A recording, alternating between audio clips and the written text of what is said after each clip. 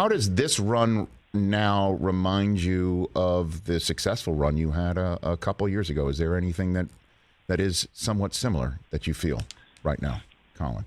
A little bit, I guess. I think there's two very, very different teams. Every year is different, so I think it's a little different, but obviously being in San Antonio, having to play Michigan again was definitely similar. But, yeah, I think the years are different, the teams are different, so it's more different than similar. Okay, and so being in San Antonio and beating Michigan is what you just said is similar. So I actually, once we have turned the page from me telling you that you broke my heart, I asked you a question that strolled me right back into that situation. Is that what you're telling me, Collin? It is.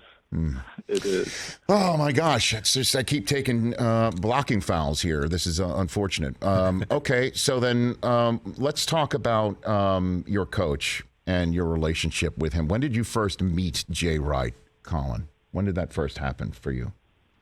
I met him when I was a senior in high school. He had come to a couple of my high school games to recruit, and that's when I met him, and then I came to school to visit, and I saw him again. So when did is it true, let's put it this way then, is it true you did not have any D1 offers going into your senior year of high school? Is that a true fact? Yeah, I was my junior summer, so going into my senior year, I picked up two very late in the summer during AAU to Maine and Albany, and that was the only two that I had going into my senior year. So when Jay Wright strolls in, he must have had your attention, I would imagine.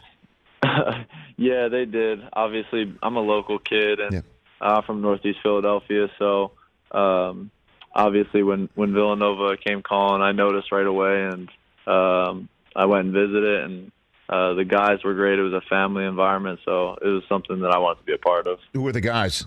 Who were the guys at the time when you first strolled in? When I first when I visited, it was like Josh Hart, Chris Jenkins, and Daryl Reynolds were seniors. But then when I visited, and I was with Jalen, McHale, Dante, Eric, Phil, Omari, all those guys.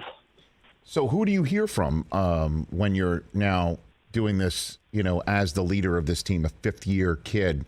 Who do you hear from back in the day when you look at your phone maybe after a big win or something like that, Collin? All of them. I love it. Those guys are, we stay in contact. Those guys are like my brothers, and we stay in contact all the time. I mean, I talk to Jalen every day, and then I'm always talking to McHale. Dante and Phil is overseas right now, so the time zones are really off. But he'll text us, and it'll be like 3 a.m, and so we all stay in contact. How about any of the old school guys? Kyle Lowry, do you hear from him? Do you hear any some old school Wildcats? Well, yeah, Kyle's from Philly, so he's around all the time in the summer, and he's always talking to our guys. I think it's really cool about the culture and the program is that those guys are always back around in the summer times, and they're always a phone call or a text away, and they love to be talking with us. So, but yeah, we talk. Kyle Lowry,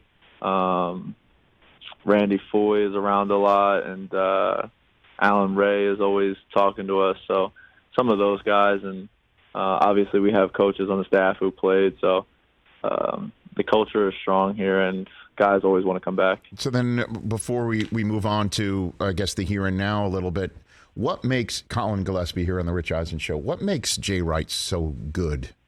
Give me an insight where you as a player were like, okay, we're in such great hands. You got an example of that you can Yeah, give me? I mean, I think player development is a reason why I chose Villanova. They develop their players really well, and everybody gets better. But I think it's more non-basketball related, just life, the lessons he teaches you about life and becoming a man, having to grow up. And you know that when you leave here, you're going to become a man, and you're going to be ready to take on whatever life throws at you. I think that's the biggest thing that I've taken away from being here at Villanova.